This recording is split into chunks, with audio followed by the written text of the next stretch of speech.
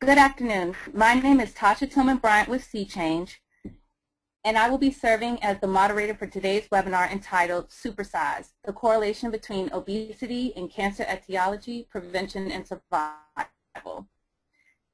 This webinar is being brought to you by Sea Change and Legacy for Longer, Healthier Lives, and has been endorsed by the Comprehensive Cancer Control National Partnership and supports the partnership's ongoing work to further the comprehensive cancer control movement in all states, tribes, tribal organizations, Pacific Island jurisdictions, and territories.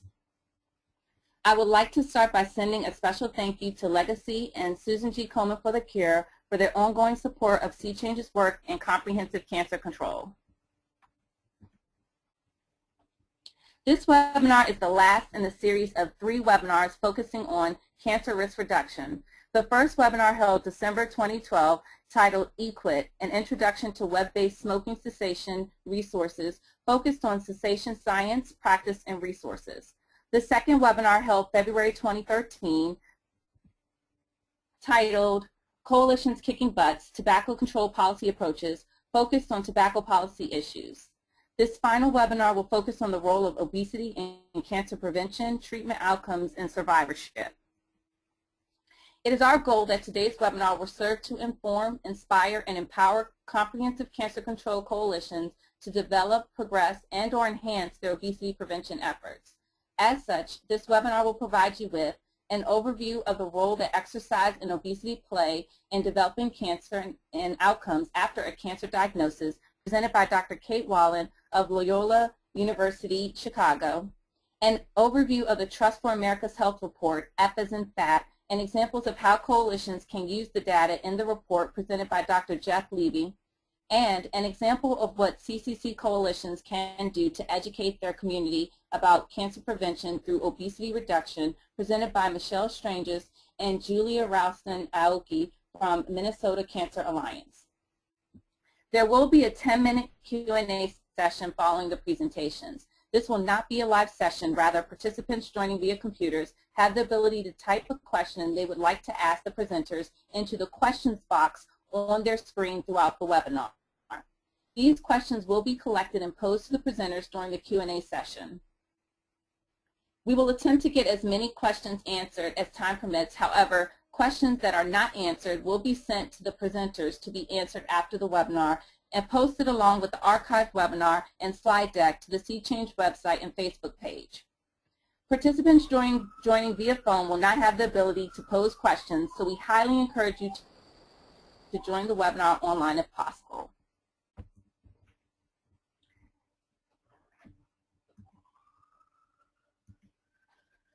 In an effort to add an interactive element, we have incorporated 2 poll questions into the webinar for participants to answer. We encourage you to participate and contribute responses to the questions posed. We want to launch our first poll now.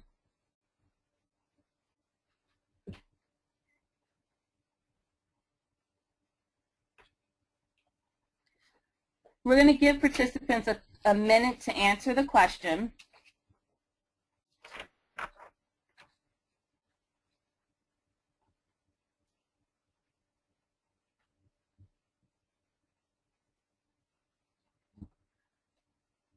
We're now going to close the poll.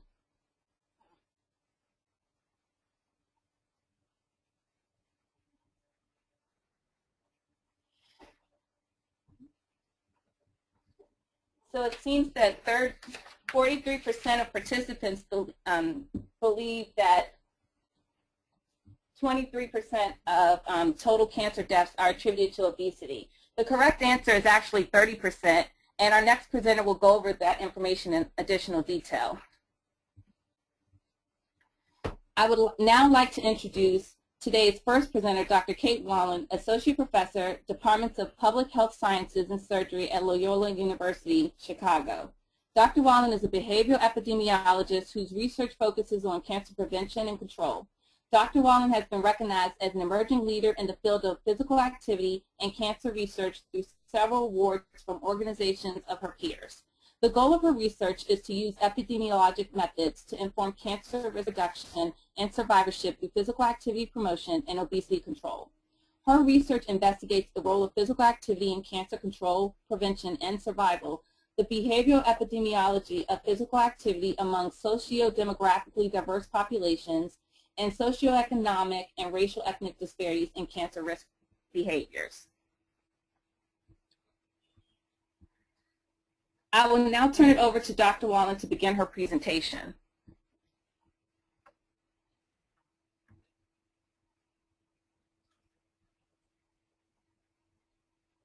Hi, everyone. There's a lot of data that I could present, and I'm going to try to give you some resources along the way and use some illustrative examples to go through what we know because we don't have a ton of time. So if we, let's see, I'm having trouble advancing the slides here. There we go.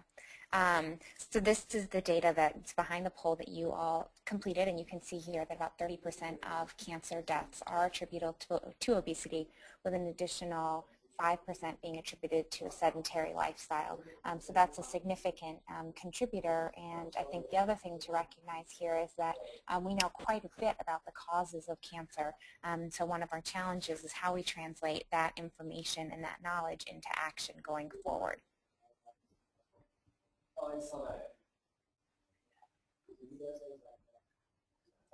So this is data from a report that comes from the American Institute for Cancer Research in the States and the World Cancer Research Fund globally, and you can access the full report at aicr.org. So this is from their summary report in 2007.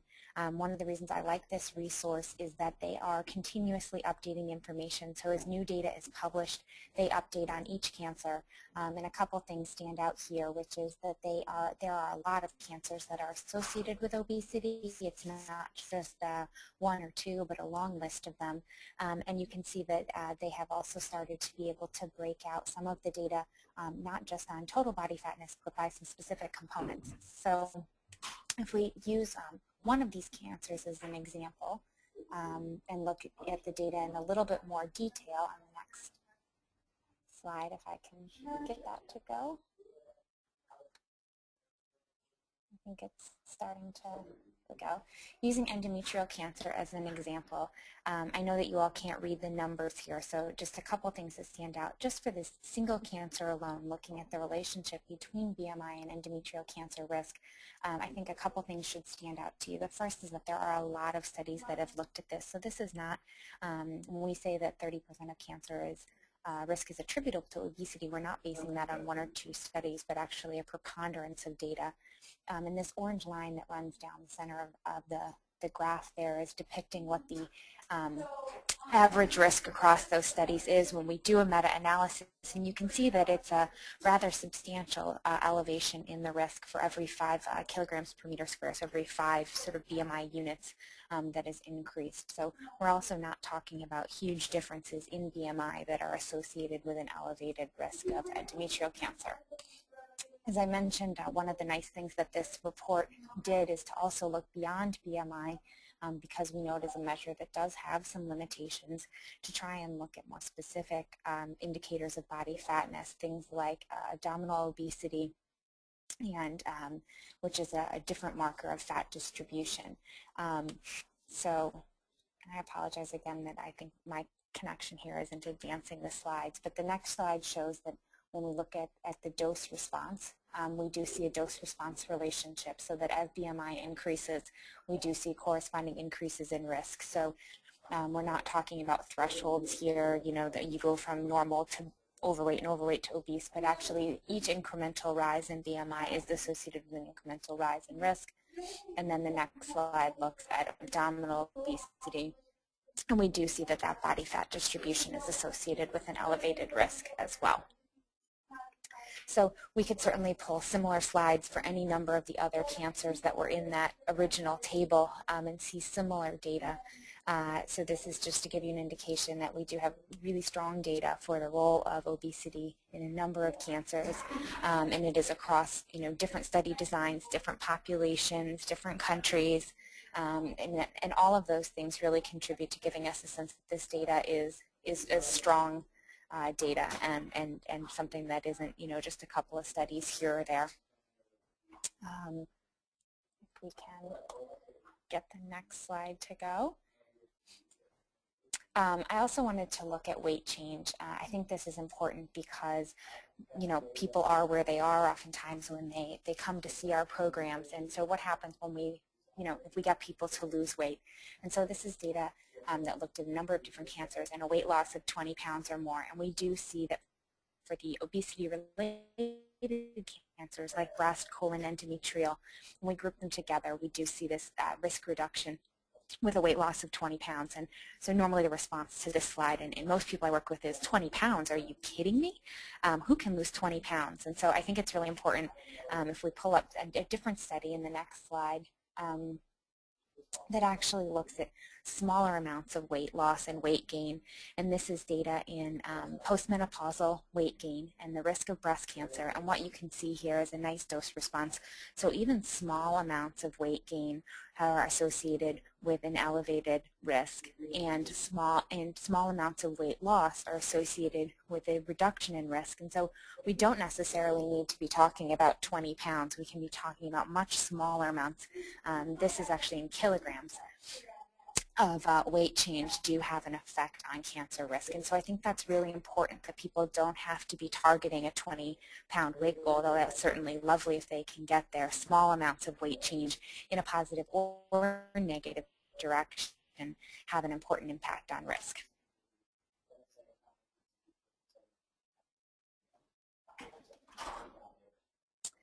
So this is just another set of data out of a very large European data set, and it gives you a sense of the size of the risk reductions for both men and women with an increase in BMI. And I think what really stands out in this data, and this is similar to the data that came out of the AICR WCRF report, is that there are a large number of cancers, and we do see some substantial elevations in risk associated with a number of these cancers and an elevated BMI. Thinking a little bit more about not just risk of cancer, but mortality and other outcomes. There's also data on the role of BMI in cancer mortality.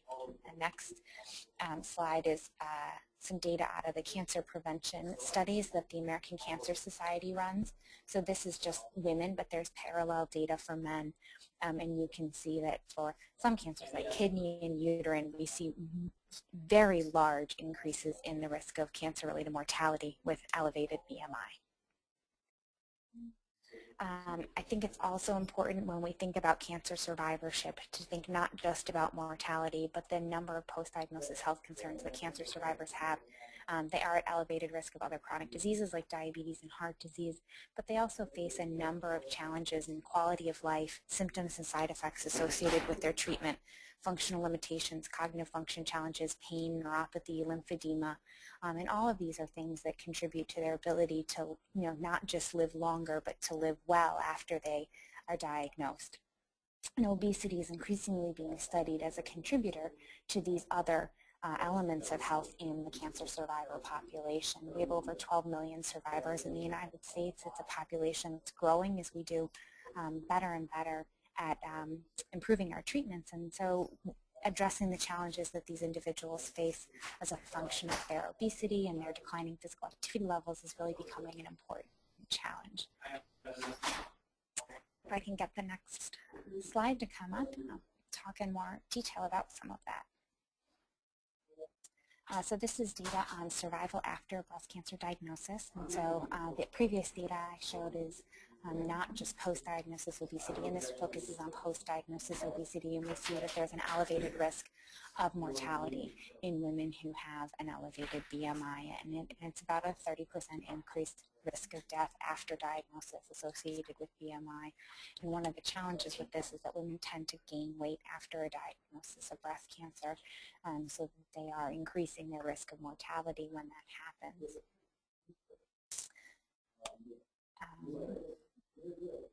Get the next slide here. I apologize for the delays in advancing those. So again, looking at the magnitude of weight gain, when we see the group here in yellow is women who have maintained their weight, and that's the reference category. And so women who gain less than 2 kilograms, and then women who gain 2 or more kilograms. So we're not talking about huge amounts of weight gain, but these women are experiencing a significant increase in their risk of mortality associated with those small amounts of weight gain. So even if we can get folks to maintain their weight, we're going to see significant improvements in their health risks.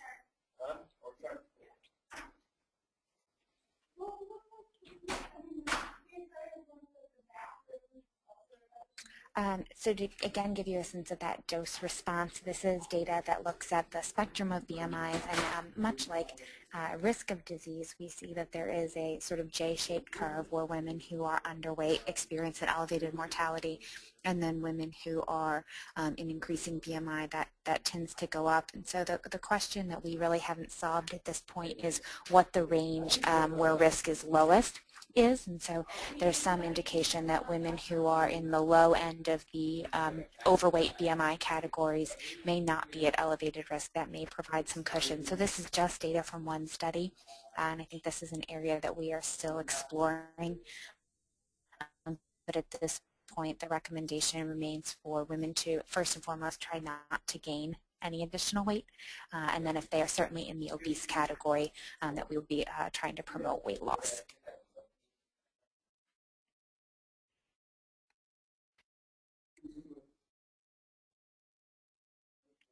And so just to give you a sense of the magnitude of this, this is data out of a single institution study, but 68% of the women in this cohort studied gained weight from their diagnosis to 3 years after diagnosis. And so we are talking even, and this is representative of a larger population, that weight gain is a significant concern in this population and an area that really needs to be focused on as women transition out of active treatment into the post-treatment phase.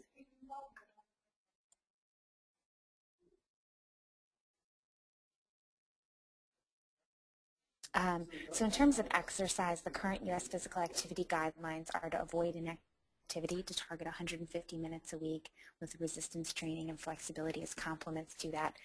So the ACSM, the American College of Sports Medicine, issued guidelines in 2010 to try and address the question of what the exercise guidelines should be for cancer survivors.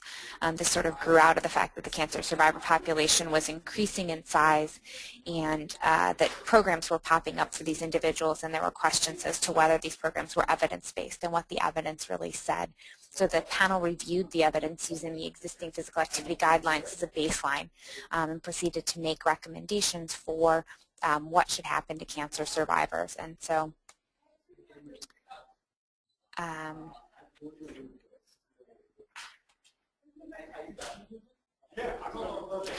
the objectives and the goals of exercise in cancer survivors are many of the same challenges of post-diagnosis health that they face are related to those same things we talked about in the obesity setting.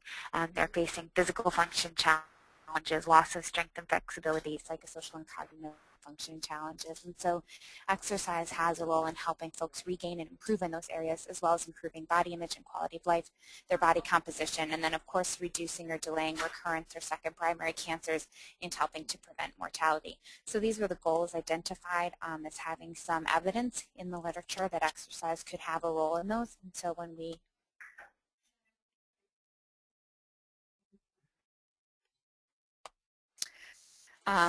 reviewed this and issued the guidelines, the first and foremost is, again, focusing on that avoiding inactivity. While there are risks associated with exercise, particularly in populations that are facing some health challenges, the risks of exercise are always going to be balanced against the risks of inactivity, which are substantial for these populations.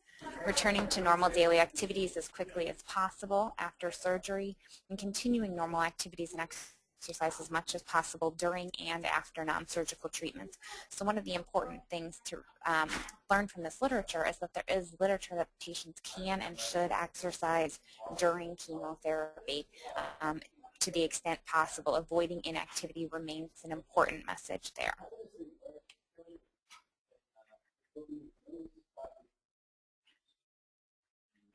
So the ACSM exercise guidelines, this is a busy slide, so I'm just going to try and sum up for most populations, following U.S. physical activity guidelines is what is recommended, and those are overviewed at that top row. There are a couple cases where we want to make modifications, including in individuals who have had colon cancer. If they have a stoma, we're going to want to have lower resistance and slower progression in resistance training. Breast cancer survivors, because of the risks associated with lymphedema, want to start supervised and progress slowly. Start low and progress slow is a great recommendation for any of these individuals. And you can see it again in the hematologic, an HSCT is human stem cell transplant, also known as a bone marrow transplant, and we separated out the data. The other thing that stands out here is that there are a lot of cancers not listed. So one of the things that came out of these guidelines is that while we know a lot about some of these populations, there's enormous opportunity for research to continue to look at the role of exercise in some of these other cancer patient populations. So at this point, we have no reason to not extrapolate into them, but I do want to disclose that there has been very little research in some of these other populations. So you do not see, for example, lung or pancreatic cancers listed here, and that's because there hasn't been any research in those populations.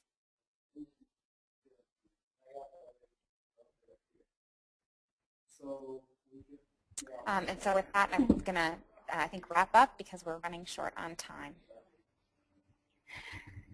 Thank you, Dr. Wallen, for that informative presentation. We are now going to quickly launch another poll. The question and response options will appear on your screen. Please take a minute to select a response.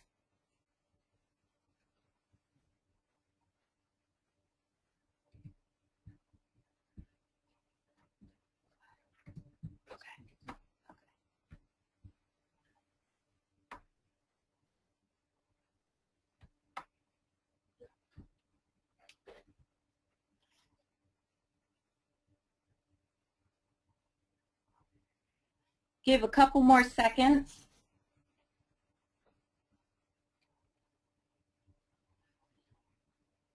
We're now going to close the poll. And it looks as though 91% of our participants today are somewhat aware of the opportunities that exist for obesity prevention within the ACA. Our next presenter, Dr. Levy, is going to provide a lot more information on that topic. Dr. Levy is the Executive Director of Trust for America's Health, where he leads the organization's advocacy efforts on behalf of a modernized public health system. He oversees TIFA's work on a range of public health policy issues, including implementation of the public health provisions of the Affordable Care Act and annual reports assessing the nation's public health preparedness, investment in public health infrastructure, and response to chronic diseases such as obesity.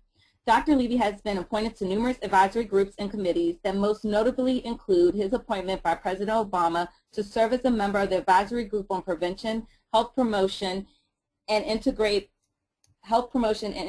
in Public Health. I will now turn it over to Dr. Levy to begin his presentation.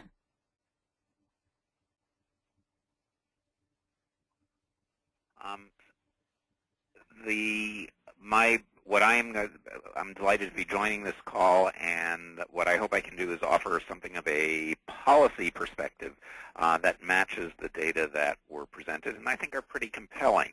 I will say that in the policy world, when we talk about obesity, people tend to think about diabetes and cardiovascular disease. It is much less salient that this is associated with cancer. And I think we all have a lot of work to do, both with patients and with policymakers, to change that perception. And some of what I'm going to present, I think, will help you in that regard. At least I hope it will be. For the last 10 years, Trust for America's Health has developed a report called F as in Fat, which is our annual assessment of, and I would note that I seem to have lost control of the slides. So if we could advance the slides, that would be wonderful. There we go. We've been doing a report for the last 10 years. This is our 10th annual report on obesity, which is something of a national snapshot of what is going on. I'm going to talk a little bit about that and also talk some about the groundwork that's being laid in the Affordable Care Act for a fairly comprehensive approach to both the issues of physical activity and nutrition that contribute to obesity. And then finally, give you some resources that I think may be helpful in assisting you in making the case around obesity.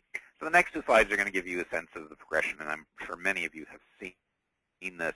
This slide shows a snapshot of where things were in 1990, and I think what's compelling about this is that there was not, there was only one, there wasn't a single state actually that was above 20% obesity for the adult population. And now if we go to the next slide, you will see that we do not have a single state. Next slide, please. There we go. We don't have a single state that is below 20%. And so that's a pretty compelling argument for this as a great public health problem. Next slide, please. Now, all that said, and this, I could make this an unrelentingly depressing presentation of the data, but I think there are signs of progress that we need to focus on. You know, if you look back over 3 decades of data collection by the CDC, this is the first year where all of the state-by-state obesity rates, with one exception, have remained statistically stable since the prior year. Now, this does not mean the problem is over. These are unacceptably high rates, and we see tremendous geographic disparities, but we see other signs of progress, particularly among kids, that give us hope. 1 year's data obviously is not sufficient to draw the conclusion that we're even stabilizing, but this is the most hopeful that the data for adults has been in some time. Next slide, please. And in fact, you can see again the magnitude of the change that was summarized in those state-by-state charts. On a national level, you're seeing more than a doubling of obesity rates, and that translates into an increase of 24 pounds for the average American. So when you look at overweight and obesity together, we're talking about more than 2/3 of American adults. Next slide, please. So while things are stabilizing in terms of obesity overall, we do have one real concern, not one, but several, but this is a major concern in this year's data, and that is growing evidence of extreme obesity. So people who have BMIs of greater than 40 or are 100 pounds or more above the ideal weight. And this, in adults, we have seen the prevalence of extreme obesity almost quintuple in the last 30 years.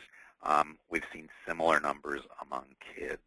And this is obviously a subpopulation that's most likely to have very severe chronic comorbidities and will incur the greatest level of healthcare spending.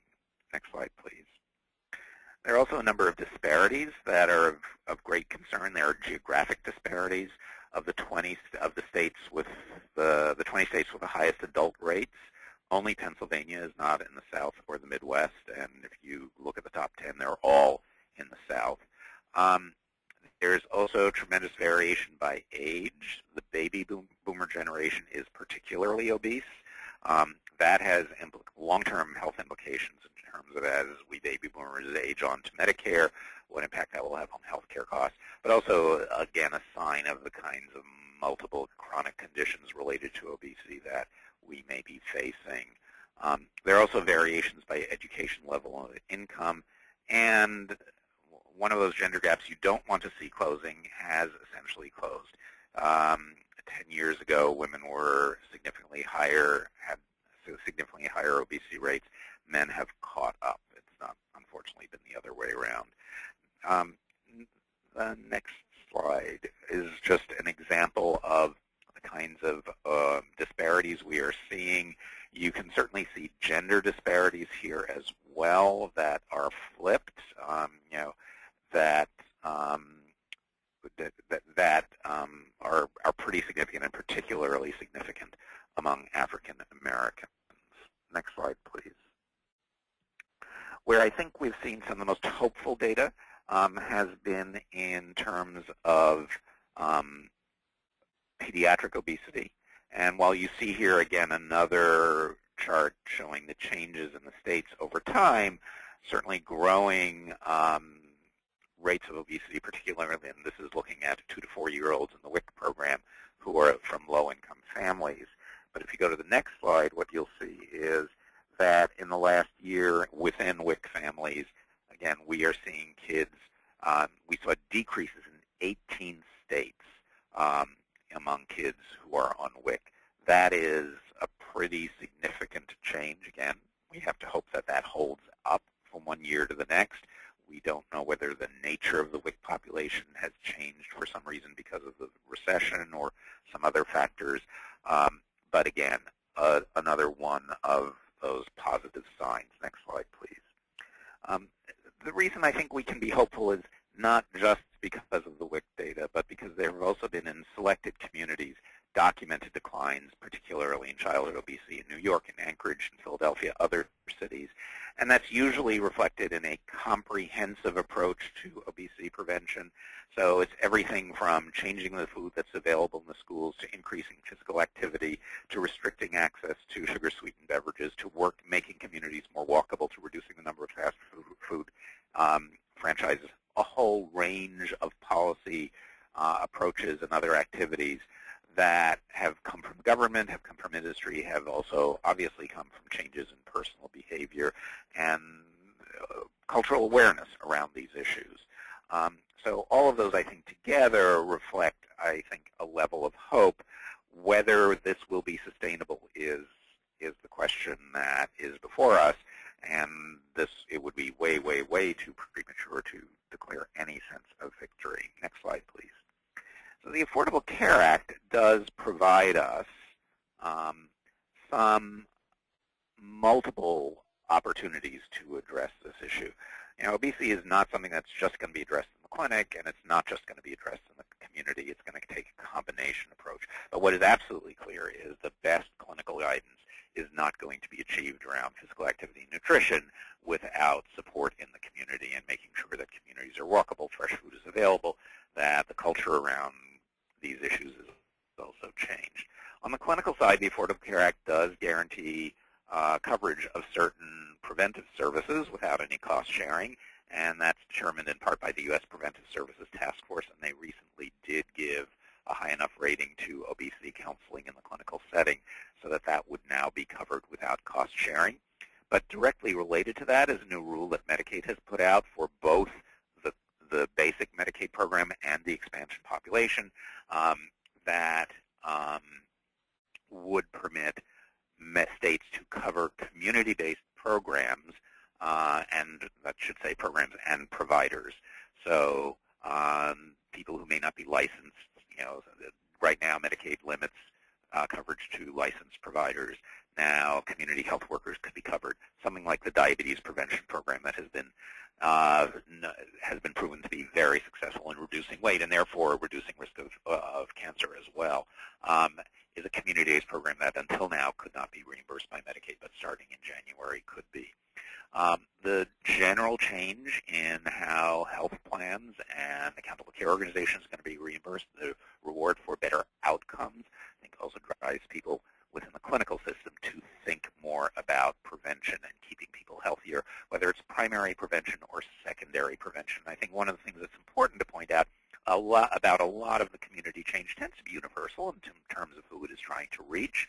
But as you saw from the earlier presentation, you know, the data show that addressing obesity is important both in preventing cancer and in preventing the recurrence of cancer. And whether it's primary or secondary prevention doesn't matter, as long as we don't have to be targeting specific populations to achieve both the primary and the secondary prevention goals. Within the Affordable Care Act, there was created a Prevention and Public Health Fund, which is a mandatory funding stream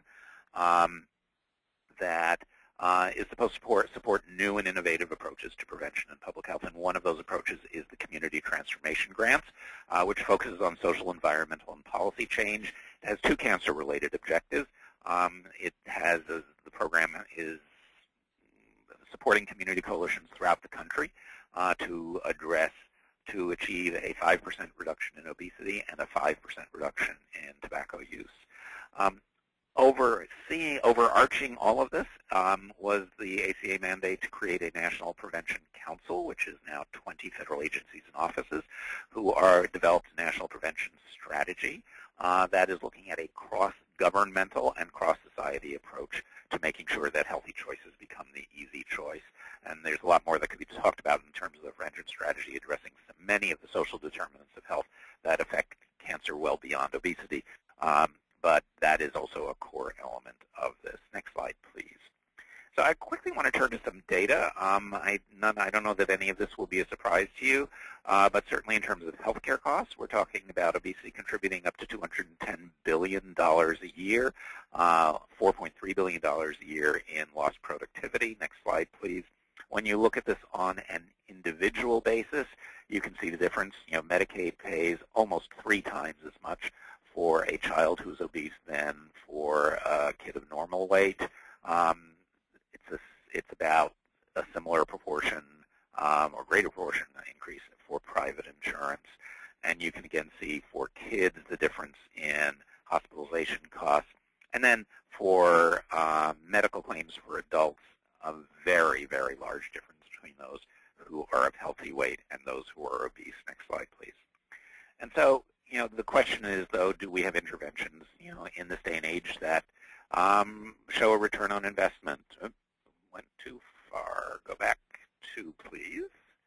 And so what you see here is work that we did with the Urban Institute and the New York Academy of Medicine looking at proven community-based interventions. If they were brought to scale, how much could we save in terms of healthcare costs? And you can see here a $5.60 return for every dollar invested.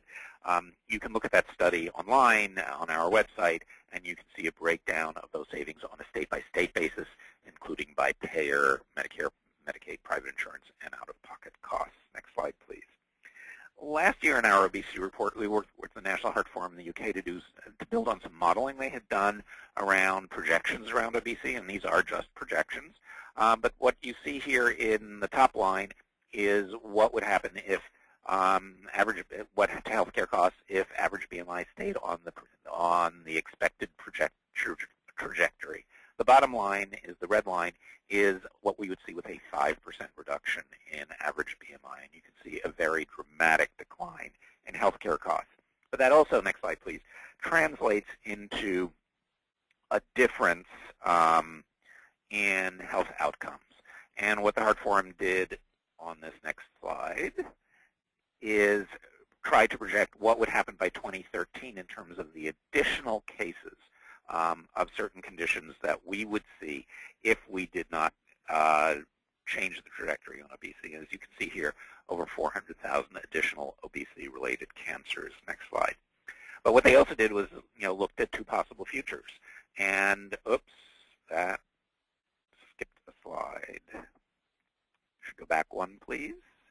I apologize. What you should be seeing here, I guess somehow got lost, is a slide that you can also find from our website that would show on a state-by-state basis the number of cases and the cost savings if we achieve that 5% reduction. So the example that I thought was up there was going to be from Wisconsin, and what you would have seen there is that if we achieved a 5% reduction in average BMI, by 2030 we would have prevented about almost 8,000 obesity-related cancers and saved $187 million in healthcare costs. So last slide, please. And so you can see a lot of this information at various places. The full text of the 2013 obesity report is at fsinfat.org. It also has a lot of interactive features, including state-by-state fact sheets and interactive maps that can help you see what is going on in your individual state. You can go down to the county level. If you go to countyhealthrankings.org, which has lots of data about health outcomes, including obesity rates and cancer rates at the county level.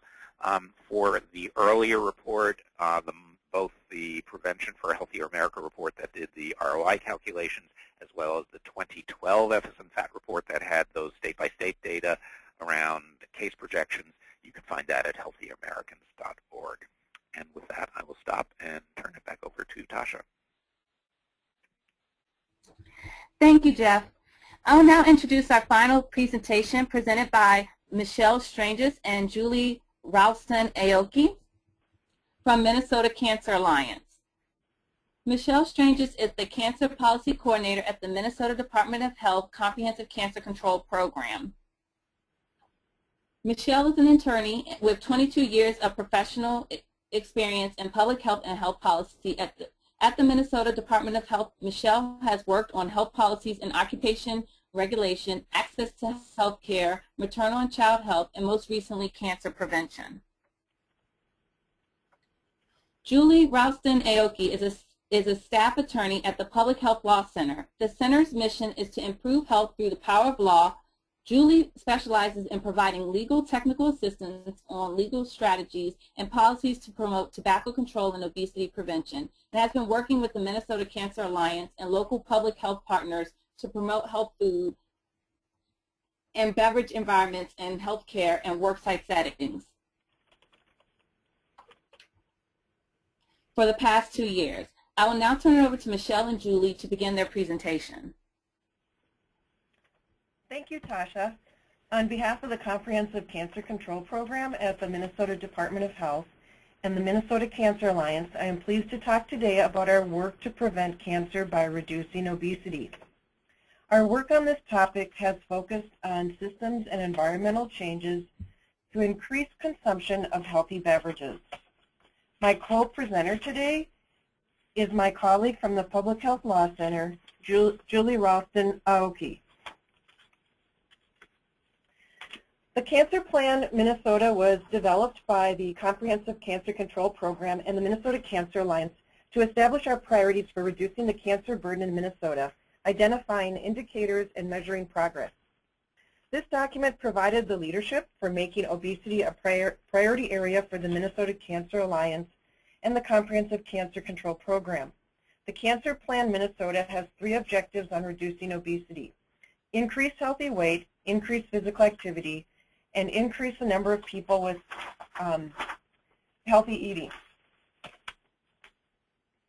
In 2010, the Minnesota Comprehensive Cancer Control Program was awarded a CDC demonstration grant to work on emerging cancer prevention policies. Oops, we're going to go back 1 slide. We are having a little bit of trouble here as well. There we go.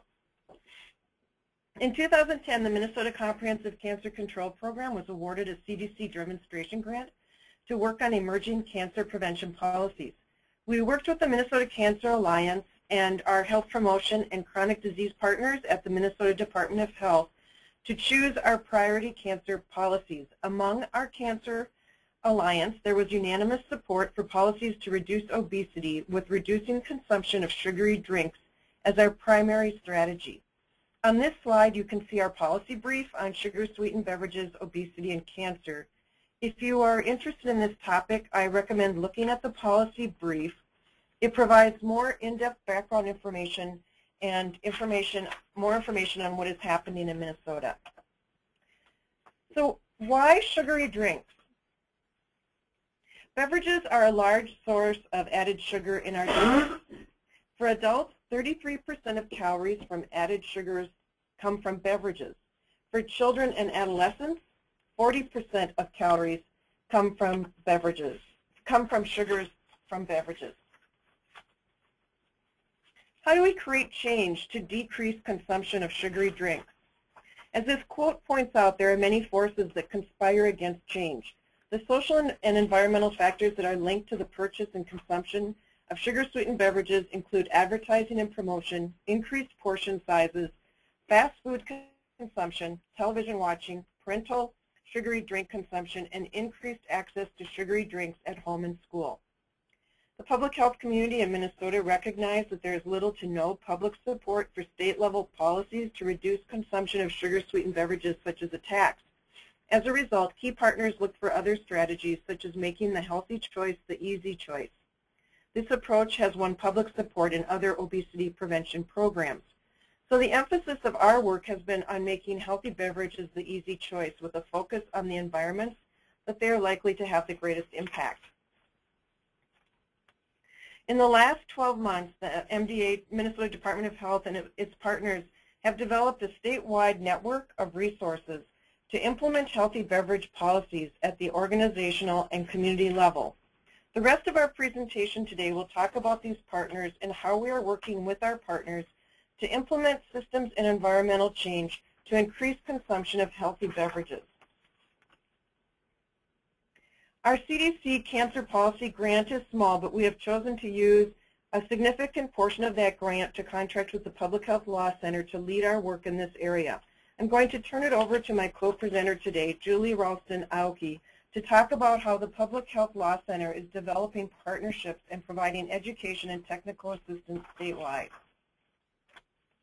Thank you, Michelle, and there we go.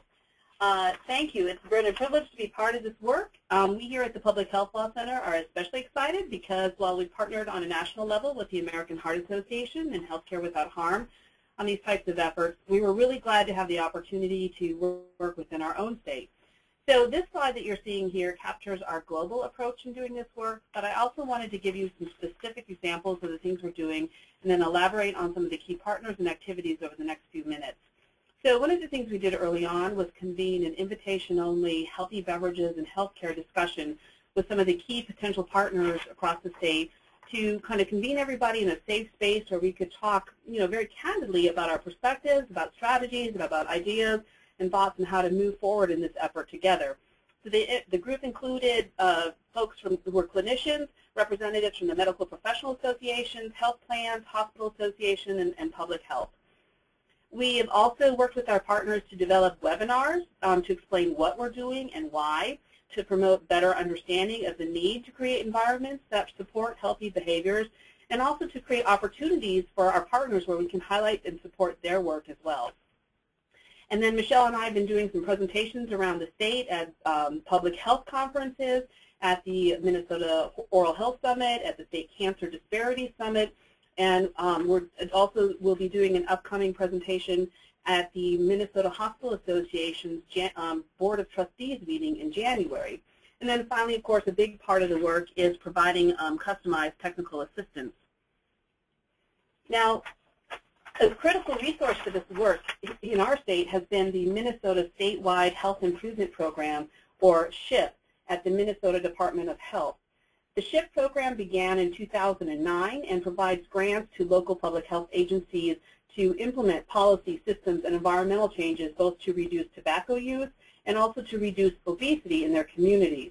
And this map you're seeing shows you the local public health departments that received funds in 2012 and 2013, but beginning next year, 2014, the funds will be distributed across the state in every county.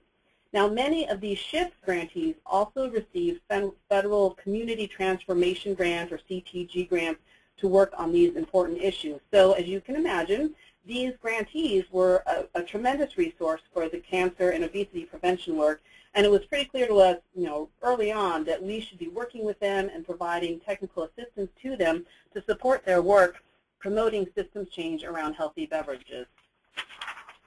Another important and effective partner in our state that we've been very fortunate to have here is a group called the Institute for a Sustainable Future, or ISF, which is based in Duluth, Minnesota, the northeast part of our state. ISF and its director, Jamie Harvey, have been working for many years on promoting healthier healthcare settings and on promoting local sustainable food networks. And last fall, ISF launched a program called the Commons Health Hospital Challenge. It's a voluntary pledge program for hospitals where hospitals can take one or all of the following three types of pledges: a pledge to become a baby-friendly hospital and support breastfeeding, a pledge to obtain a certain percentage of their food from local and sustainable sources, and the one that we like the best is a pledge to phase out sales of sugary drinks within a year from their facility. And we're really happy to say that in the first year of its life, so far 6 hospitals have taken this sugary drink pledge.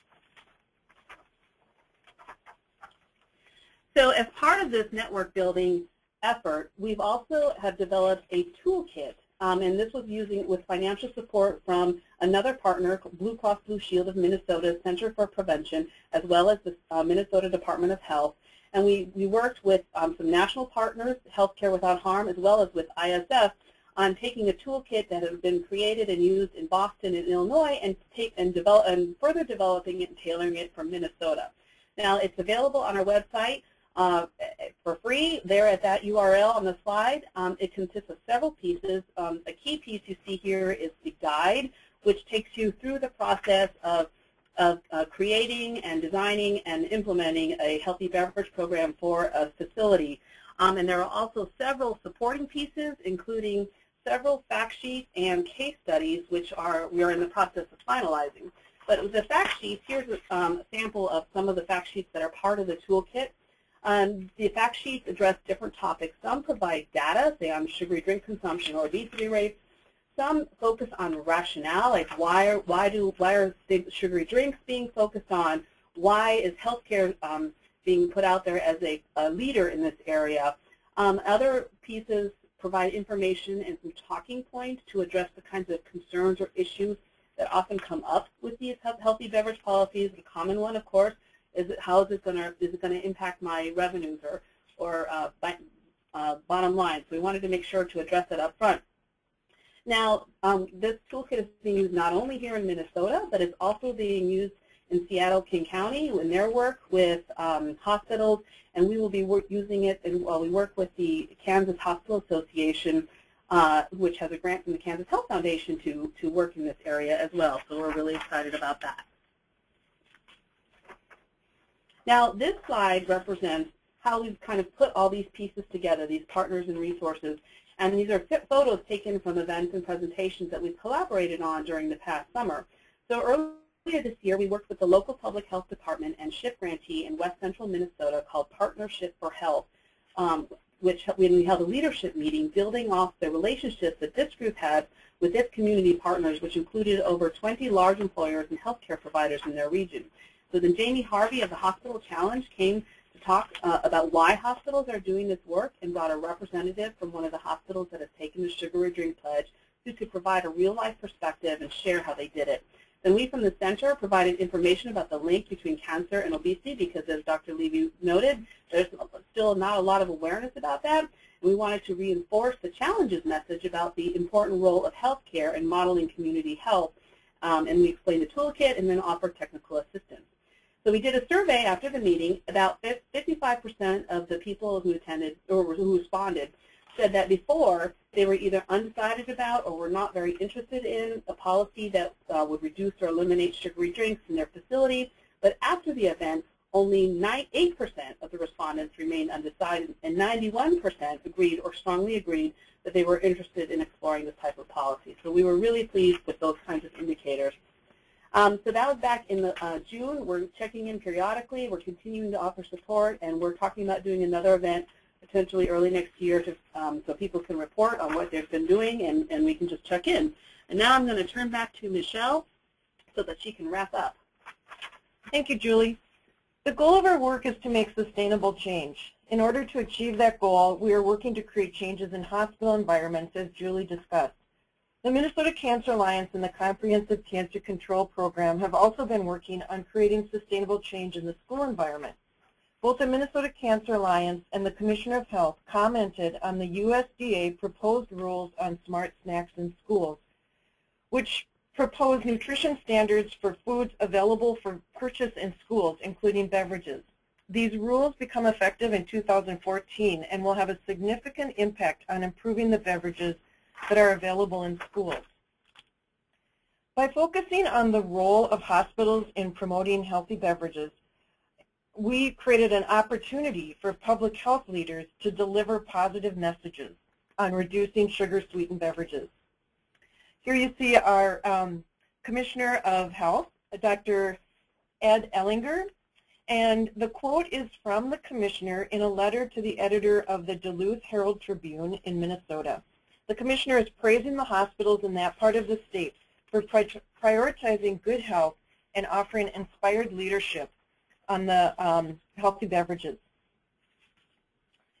As I mentioned in my opening comments, the Minnesota Cancer Alliance was a driving force in choosing reduction of sugar-sweetened beverages as a policy priority for our comprehensive cancer control program.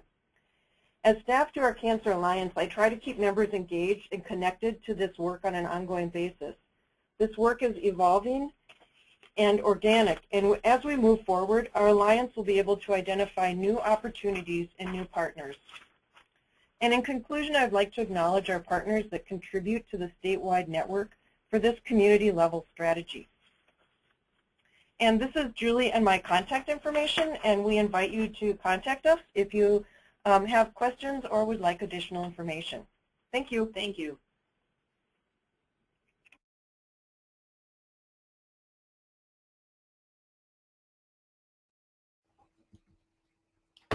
We will now thank you, Julie and Michelle, for that informative presentation and all that you're doing with the Minnesota Cancer Alliance. We will now start today's Q&A session. As a reminder, if you have a question you would like to ask, please type it into the questions box on your screen. We have approximately 10 minutes allotted. There's a chance that some questions may go unanswered. Should this be the case, unanswered questions will be sent to all presenters following the webinar to respond to, and responses will be posted along with the archived webinar and presentation slide deck to the C-Change website. We've had several questions come through asking, will the slide deck be available post-webinar? Yes, the slide deck will be available. It will be sent out to all registered participants following the webinar. Approximately 48 hours after the webinar, the slide deck will be sent out along with the recording to the actual webinar. The slides and the webinar recording will also be posted to the C-Change website as well as the C-Change Facebook page.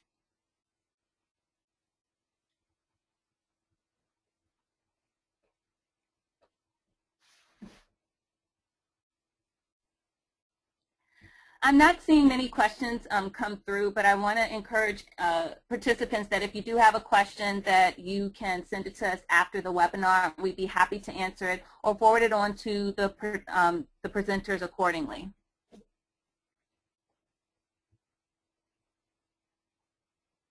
Okay, we did just have a question come through. The question, and I'm going to direct it towards Dr. Kate Wallen.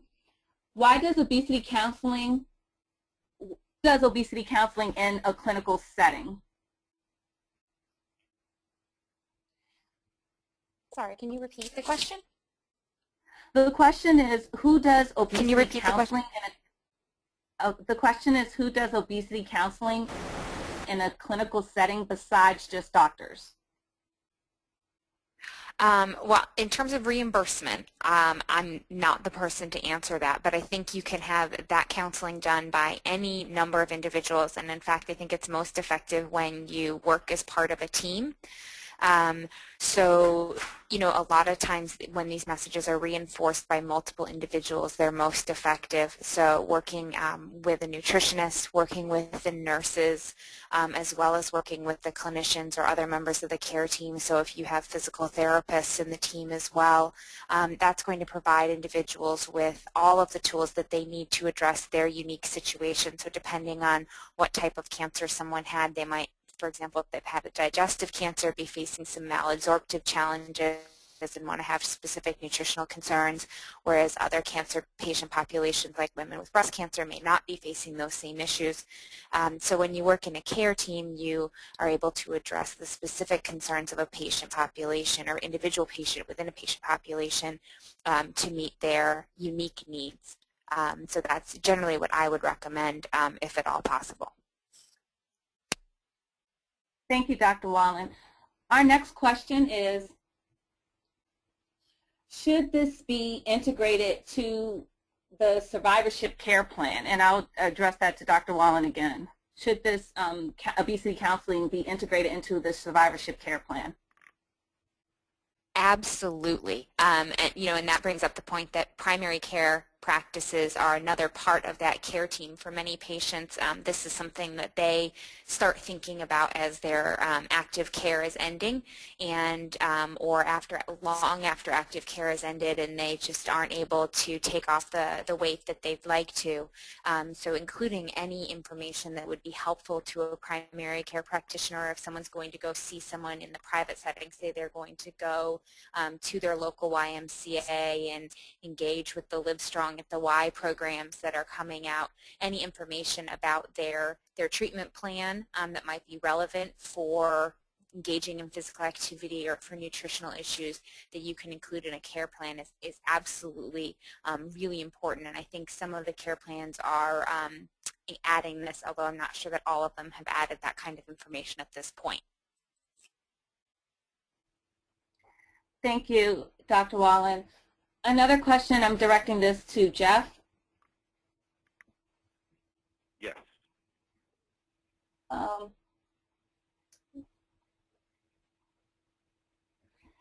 Can you elaborate on the types of community-based programs that will be covered by Medicaid under the Affordable Care Act, and do these include health clubs?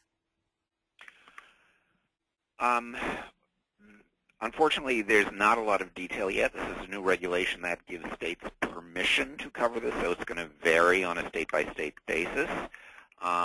I would be surprised if paying for membership in a health club would be included in this, though I don't think it would be prevented, but I'd be surprised how many states would pick up on this.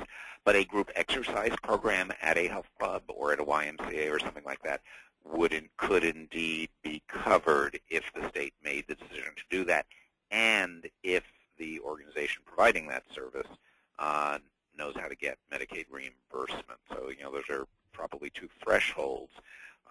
But, as we just heard, it's one thing for, there can be counseling about physical activity, but being able to refer patients to a program, especially a program that may be associated with cancer survivorship, could have a lot of therapeutic benefit, and certainly a case can be made to state Medicaid agencies to begin covering those. Thank you, Jeff. I have another question directed at you. The question is, can you get state-by-state obesity-related cancer rates on any of the websites that you listed on your slide? So in the 2012 F as in Fat report, we do have some state-by-state cancer rates, obesity-related cancer rates, and so you can find that on our website, and if you just click on the obesity icon, you can see the 2012 report, and that's where you'll be able to get state-by-state data for obesity-related cancers. Thank you, Jeff. We're going to go ahead and close out. We're having some more questions come through, and we will be sure that all of those questions get directed to the presenters so that they can get answered, and they will be sent out to participants. I would like to thank Dr. Kate Wallen, Dr. Levy, Michelle Stranges, and Julie Aoki Ralston for presenting such valuable information, as well as to all of the participants who took the time to join us, respond to the polls, and ask thoughtful questions. Immediately following this webinar, you will receive an email with the link to the evaluation for this webinar. Please take a few minutes to complete the evaluation, as your feedback will be used to help us tailor the content of future webinars. Lastly, as a reminder, the link to the recording of this webinar can be accessed via our Facebook page and Twitter handle, which are both listed on your screen starting tomorrow morning. The webinar recording will also be posted on the C-Change website, along with the slides and responses to questions not answered during the Q&A session. This concludes today's webinar. Thank you to all again for participating, and have a wonderful day.